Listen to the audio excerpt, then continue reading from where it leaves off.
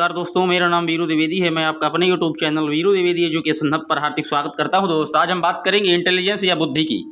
पहले मैं बता दूं कि बुद्धि शब्द की सर्वप्रथम खोज किसने की थी, तो याद रखिएगा सुजनन शास्त्र के जनक और व्यक्तिगत विभिन्नता के जनक माने जाने वाले फ्रांसिस गाल्टन ने बुद्धि की बात 1885 ईस्वी में की थी। दोस्त याद रखिएगा 1885 से आप याद रखिए कि 1885 में ही राष्ट्रीय कांग्रेस की स्थापना भी की थी A.O. ह्यूम ने, जिसके जो पहले प्रेसिडेंट थे वो W.C. बनर्जी थे। याद रखिएगा बुद्धि की कुछ परिभाषाएं हैं, जैसे बुद्धि सीखने की योग्यता है। ये किसने कहा था, तो ये बकिंघम में कहा था। दोस्त याद रखिएगा बुद्धि कार्य करने की एक विधि है, ये कथन है W.S. वुडवर्थ का। अमूर्त चिंतन की योग्यता है, किसने कहा था, टर्मन ने। यह परिभाषा बहुत पूछी जाती है कि बुद्धि अमूर्त चिंतन की योग्यता है, तो टर्मन की याद रखिएगा। कहीं कहीं पूछ लेता है बुद्धि कैसा चिंतन है, मूर्त या अमूर्त, तो याद रखिएगा अमूर्त चिंतन है। बुद्धि समस्या को हल करने की योग्यता है, ये कथन भी टर्मन का है। कुछ विभेद करने एवं चयन करने की शक्ति फ्रांसिस गाल्टन महोदय की देन है। मैंने आपको पहले ही बताया था कि व्यक्तिगत विभिन्नता की जहां भी बात आ जाए, आप याद रखिएगा सुजनन शास्त्र के जनक माने जाने वाले सर फ्रांसिस गाल्टन का नाम। बात करते हैं अगले डिफिनीशन की, नवीन परिस्थितियों के साथ समायोजन करने की योग्यता, ये बुद्धि है। ये किसने कहा था, विलियम स्टर्न ने कहा था। उत्तम क्रिया करने तथा नई परिस्थितियों के साथ समायोजन करने की योग्यता को बुद्धि कहती हैं, ये एडवर्ड एल थॉर्नडाइक का कथन है। बुद्धि कठिनता, जटिलता, अमूर्तता, आर्थिकता, उद्देश्य, सामाजिक मूल्य, नौलिकता से संबंधित समस्याओं को समझने की योग्यता है, ये कथन स्टोडार्ड का है मेरे दोस्त, याद रखिएगा। बात करते हैं आगे, ऐसे बुद्धि परीक्षण जिसमें भाषा का प्रयोग किया जाता है वो कैसा कहलाता है, वो शाब्दिक बुद्धि परीक्षण है। सामूहिक बुद्धि परीक्षण का विकास सर्वप्रथम कब हुआ था, तो प्रथम विश्व युद्ध के समय अमेरिका में 1914 से 1918 तक प्रथम विश्व युद्ध हुआ था, तभी आर्मी और अल्फा परीक्षण किए गए थे मेरे दोस्त।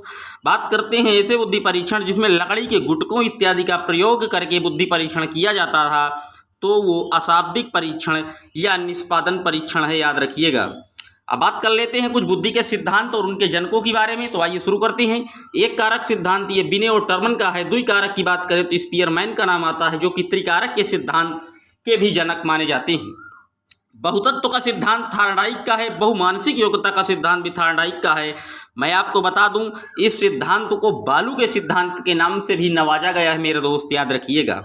बात आ जाए 6/7 या 6 या 7 कारक सिद्धांत की, तो इसको कहा जाता है समूह कारक सिद्धांत, जिसका ये दूसरा नाम है थर्स्टन महोदय के द्वारा दिया गया है, याद करिएगा। अगर बात आए वर्ग घटक या संघ सत्तावम की, तो जी थॉमसन का नाम याद रखिएगा। क्रमिक महत्व का सिद्धांत वर्टन व वर्नन का है। बुद्धि की संरचना का सिद्धांत जेपी गिलफोर्ड का है। जेपी गिलफोर्ड ने बुद्धि को जो है वो डायमेंशनल ये डिब्बों में करके बताया था, मैं आपको बता दूं। और ये डिब्बों की संख्या कितनी बताई थी, 120, याद रखिएगा मेरे दोस्त। और गिलफोर्ड ने जो है अभिसारी चिंतन को ही सबसे अच्छा चिंतन बताया था, अभिसारी चिंतन को दोस्त, याद रखिएगा। बात करते हैं तरल ठोस बुद्धि की, तो आरबी कैटल का है। पदानुक्रम फिलिप बर्नर का है। त्रितत्व का सिद्धांत रॉबर्ट स्टेनबर्ग का है। बुद्धि का पास मॉडल जेपी दास का है।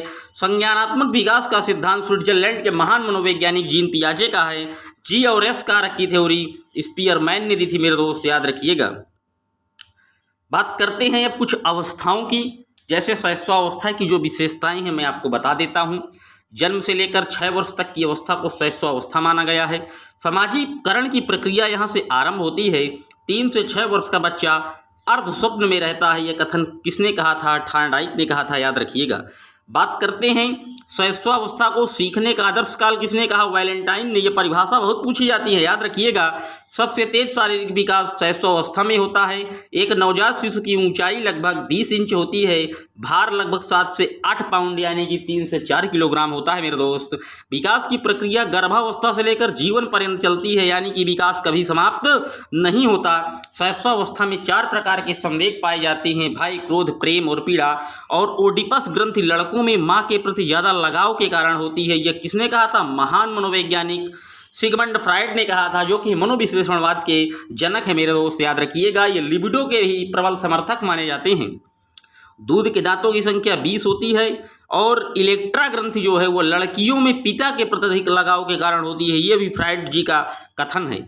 दोहराने का काल, स्वप्रेम या नर्सिज्म, अपने प्रति लगाव, ये सारी जो विशेषताएं हैं ये शैशवावस्था की है। बात कर लेते हैं बाल्यावस्था की। तो बाल्यावस्था का जो कार्यकाल है वो 6 से 12 वर्ष तक होता है।